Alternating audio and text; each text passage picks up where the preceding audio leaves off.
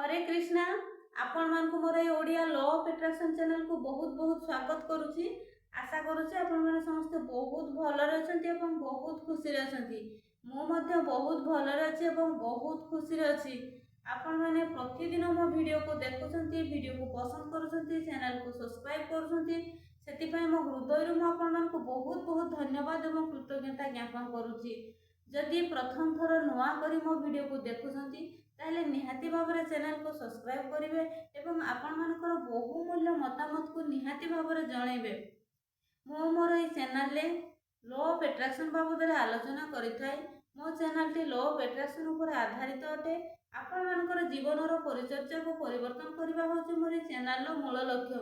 तो मु आज समस्त माँ मानकु गोटे बहुत गुरुत्वपूर्ण कथा कहबा पई आसीची। समस्त माँ माने सब बेले कहउछंती कि तांकर पिला माने कथा मानु नाहंती, सब बेले दुष्टामी करूछंती, सब बेले जिदखरिया प्रकृतिर होउछंती। तो काहेकि एमिति होउछंती प्रथमे तार कारण जानिबा एवं तार उपचार मध्ये मु आपण मानकु जणैबी। तो मु मध्ये आपण मानक भली गोटे माँ, मो पिला माने मध्ये सेमिति दुष्टामी करूथिले, जिदखर होउथिले। मो पिला मानकु जेमिति मु 100% तांको व्यवहार परिवर्तन आनी परिछि एवं सेमानकु सर्वगुण संपन्न करि परिछि एवं तांकर आचार व्यवहार रे परिवर्तन करि परिछि। तो आपण मानकु मध्ये मु सेही कथा जणैबा पई आसीछि। तो आपण माने सबु बेले कहिथांती कि मो पिला माने बहुत दुष्टामी करूछंती, कथा मानु नांती, सब बेले मोबाइल देखुछंती, पाठ पढ़ा रे मन दउ नांती। तो आपण माने प्रथमे ए जो कहउछंती समस्त आगरे प्रथमे आपण माने एई सब कहिबा बंद करंतु। काहेकि ना पिला मानकर प्रकृति हेला से माने दुष्टामी करिवे। तो मोर माँ मानकु बहुत बहुत रिक्वेस्ट, बहुत बहुत अनुरोध करूची से माने तांको पिला मानको बाबद रे एमिति काहारी पाखरे भी कहंतु नाही कि से माने मन देकी पाठ पढु नाहंती, से माने दुष्टामी करूछंती, से माने जिदखरिया प्रकृतिर होउछंती, से माने सब बेले मोबाइल देखुछंती। एई समस्त कथा को आपण माने प्रथमे बंद करंतु। काहेकि ना आपण जोटा कहिबे माँ है कि जति माँ है कि आपण मानकर निजर बापा माँ है कि आपण मानकर पिला मानकर प्रति आपण माने एमिति कहि चलिबे ताहले पिला मानकर दुष्टामी बढ़ी चलिबो एवं से माने जो कार्य को आपण माने बाधा दउछंती बा अन्य मानक आगरे आपण माने शेयर करूछंती सेही जिंस को से माने तांको लाइफ रे बढ़ई चलिबे। तेणु प्रथमे समस्त बापा माँ मानकु मोर अनुरोध, जोटा पिला मानकु कहउछंती सेटा कहिबा बंद करंतु एवं तार परिवर्ते तार पॉजिटिव टा को ही आपण माने कहंतु सब बेले जे मो पिला मोबाइल देखुची संत किंतु मोबाइल रे बहुत भलो भलो जिनिस से बहुत भलो भलो जो पाठ आसुची विभिन्न प्रकार चैनल रे हमरो विभिन्न प्रकार शिक्षा प्रदान करा जाउची। सेही सब मो पिला देखिकी बहुत सारा ज्ञान ग्रहण करि पारुची एवं मो पिला मोर बहुत कथा मानुची। सब बेले मु जहा कहूची मन देकी सुनुची एवं मन देकी पाठ मध्ये पढुची। आपण एमिति पॉजिटिव सेंटेंस निज पिला मानक पई कहिबा आरंभ करंतु। तापरे नेक्स्ट मु आ गोटे समस्त माँ मानकु बहुत बहुत अनुरोध करबी, आपण माने जते बेले खाद्य को प्रस्तुत करूछंती पिला मानक पई बा आपण मानकर घर लोक घर समस्त सदस्य मानक पई जते बेले खाद्य प्रस्तुत करूछंती बा जते बेले खाद्य प्रस्तुत करि सारी कि जते बेले खाद्य बंटन करूछंती ध्यान देबे समस्त माँ माने तांकर मनोवृत्ति केमिति सेही समय रे रहउची, से माने केमितिका मनोवृत्ति को रखिकी खाद्य प्रस्तुत करूछंती। जदि माँ माने कोनोसी जदि धरा जो आपण मानकर घरे किछि सखाळे आपण मानकर घरे किछि टिके अधे आपण मानकर भितरे किछि भी टिके डिस्प्यूट हेइचे, आपण जदि सेही कथा को चिंता करी करी रोषई करूछंती बा खाद्य प्रस्तुत करूछंती ताहले जानि नियंतु कि आपणकर जेमिति मनोवृत्ति थिबो आपण जोटा भी चिंता करिकि आपण रोषई करूथबे सेमिति ही जो माने खाद्य ग्रहण करिवे तांकर मनोवृत्ति ठीक सेमिति हबो। तेणु आपण माने जते बेले खाद्य को प्रस्तुत करूछंती खाद्य जोगाड़ पाखरु खाद्य प्रस्तुत करिकि खाद्य बंटन करिवा पर्यंत एवं खाद्य ग्रहण करिवा पर्यंत सब बेले आपण मानक भितरे सकारात्मक चिंता रखिबे। ସବୁବେଳେ ଚିନ୍ତା କରିବେ କି ମୁଁ ଭଗବାନଙ୍କ ପାଇଁ ପ୍ରସାଦ ପ୍ରସ୍ତୁତ କରୁଛି, ମୁଁ ଏଟା ପ୍ରସାଦ ପ୍ରସ୍ତୁତ କରୁଛି ଏବଂ ପ୍ରଥମେ ପରମାତ୍ମା ପରମେଶ୍ୱରଙ୍କୁ ଅର୍ପଣ କରିକି ହିଁ ତାପରେ ଆମେ ସମସ୍ତ ଘରର ସଦସ୍ୟମାନେ ଖାଦ୍ୟ ଗ୍ରହଣ କରିବୁ। ଏହିପରି ମନୋବୃତ୍ତି ରଖିକି ଆପଣ ସକାରାତ୍ମକ ନିଜ ମନ ଭିତରେ ଚିନ୍ତାଧାରା ରଖିକି ହିଁ ଖାଦ୍ୟ ପ୍ରସ୍ତୁତ କରିବେ। କାହିଁକି ନା ଯଦି ମନ ଭିତରେ ହିଂସା, ଈର୍ଷା, କ୍ରୋଧ ଭାବ ଥିବ କିମ୍ବା ଆପଣ କିଛି ଗୋଟେ ସେମିତି ନେଗେଟିଭ କଥାକୁ ବାରମ୍ବାର ଚିନ୍ତା କରି ଆପଣ ଯଦି ଖାଦ୍ୟ ପ୍ରସ୍ତୁତ କରୁଛନ୍ତି ବା ଖାଦ୍ୟକୁ ଯେତେବେଳେ ଠାରୁ ଆରମ୍ଭ କରୁଛନ୍ତି ଯୋଗାଡ଼ କରିବା ଆରମ୍ଭ କଲା ମାତ୍ରେ ଆପଣମାନଙ୍କର ଯେଉଁ ଚିନ୍ତା ଚାଲିଛି ଆପଣମାନଙ୍କ ଭିତରେ କ'ଣ ଚିନ୍ତା ଚାଲିଛି ତା ପ୍ରତି ଧ୍ୟାନ ଦେବେ। ଆପଣ ସବୁବେଳେ ସକାରାତ୍ମକ ଚିନ୍ତାଧାରା ରଖିବେ ଯେତେବେଳେ ଆପଣ ଖାଦ୍ୟ ପ୍ରସ୍ତୁତ କରୁଛନ୍ତି। ଯଦି ଆପଣ ନିଜ ଭିତରେ ଈର୍ଷା ମନୋବୃତ୍ତି ରଖିବେ, ହିଂସା ମନୋବୃତ୍ତି ରଖିବେ ଏବଂ କିଛି ବି ଯଦି ନେଗେଟିଭ କଥା ଯାହା ବି କଥା ଚିନ୍ତା କରିକି ଯଦି ଆପଣ ଖାଦ୍ୟ ପ୍ରସ୍ତୁତ କରୁଛନ୍ତି ତାହେଲେ ସେଇ ଖାଦ୍ୟକୁ ଯେଉଁମାନେ ବି ଆପଣ ବି ଯେଉଁ ଖାଦ୍ୟ ଗ୍ରହଣ କରୁଛନ୍ତି ଧୀରେ ଧୀରେ ଆପଣଙ୍କର ମନୋବୃତ୍ତି ମଧ୍ୟ ସେଇଭଳିଆ ହେବ। ଯଦି ଆପଣ ରାଗିକି ନିଜ ମନ ଭିତରେ ରାଗ ରଖିକି ଯଦି ଖାଦ୍ୟ ପ୍ରସ୍ତୁତ କରୁଛନ୍ତି ବାଧ୍ୟବାଧକତାରେ, ତାହେଲେ ଆପଣମାନଙ୍କର ଖାଦ୍ୟ ସେ ଯେଉଁମାନେ ଗ୍ରହଣ କରିବେ ତାଙ୍କର ମନୋବୃତ୍ତି ଠିକ୍ ସେମିତି ଚିଡ଼ିଚିଡ଼ିଆ ପ୍ରକୃତିର ହେବ।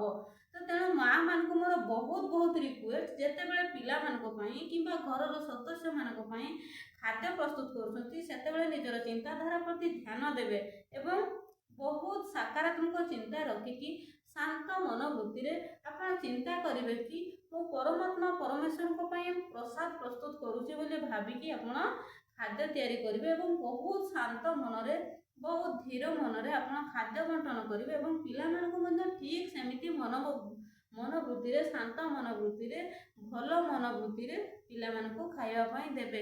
ଯଦି ଆପଣ ଏମିତି କରୁଛନ୍ତି ସେଇ ଖାଦ୍ୟ ଗ୍ରହଣ କରିସାରିଲା ପରେ ପିଲାମାନେ ସେଇ ଯେଉଁ ଆପଣ ଶାନ୍ତ ମନୋବୃତ୍ତିରେ ଖାଦ୍ୟକୁ ଦେଇଛନ୍ତି ସେଇ ଖାଦ୍ୟ ଗ୍ରହଣ କରିସାରିଲା ପରେ ପିଲା ଯେତେ ବି ଜିଦ୍ କରିବା ଥାଉ ନା କାହିଁକି ସେ ଧୀରେ ଧୀରେ ତାଙ୍କର ପ୍ରବୃତ୍ତି ଶାନ୍ତ ହେବା ପାଇଁ ଲାଗିବ।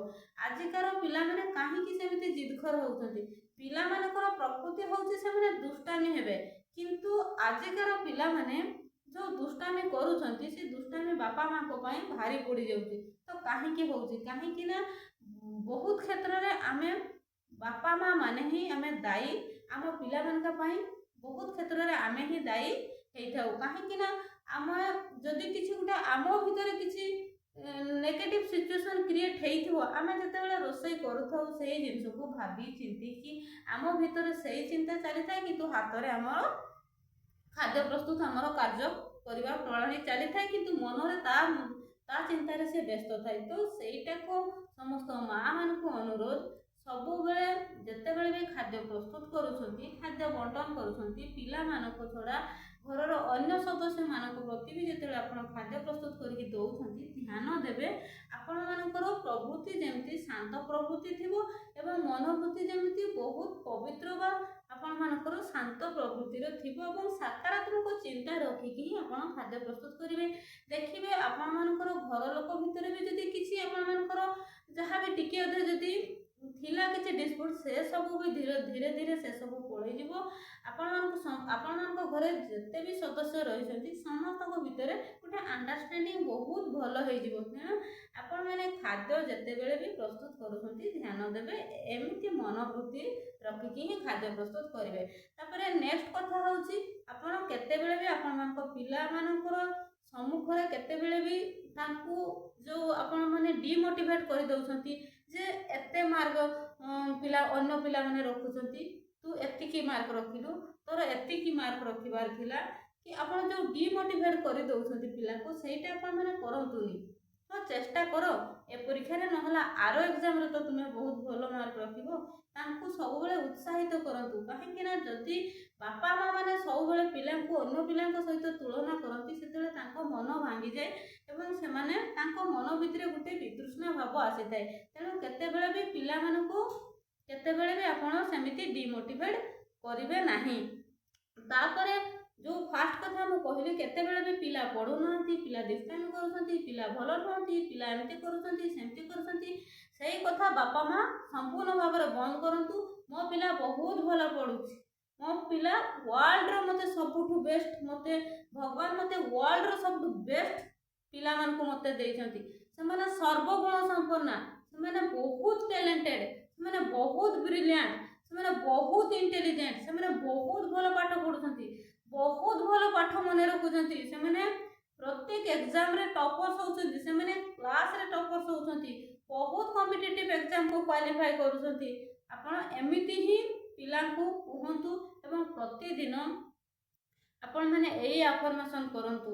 ଯେଉଁ ବାପା ମା ମାନେ ଭାବୁଛନ୍ତି କି ମୋ ପିଲାମାନେ ଟିକେ କଥା ମାନୁନାହାନ୍ତି କି ଦୁଷ୍ଟାମି କରୁଛନ୍ତି କିମ୍ବା ଯଦି ବି ମୋବାଇଲ ଦେଖୁଛନ୍ତି, ଆପଣମାନେ ସେମିତି ଆଫର୍ମେସନ୍ କରନ୍ତୁ କି ମୋ ପିଲା ମୋବାଇଲରେ ବହୁତ ଭଲ ଜ୍ଞାନ ଗ୍ରହଣ କରୁଛି, ସେ ବହୁତ ସୁନ୍ଦର ସୁନ୍ଦର ଯେଉଁ ଆସୁଛି ଆମର ଏଜୁକେସନ୍ ଚ୍ୟାନେଲ୍, ସେଥିରେ ସେ ଦେଖିକି ବହୁତ ଜ୍ଞାନ ଗ୍ରହଣ କରିକି ବହୁତ ଟ୍ୟାଲେଣ୍ଟେଡ୍, ବହୁତ ବ୍ରିଲିଆଣ୍ଟ ମୋ ଛୁଆ ହେଇଯାଉଛି।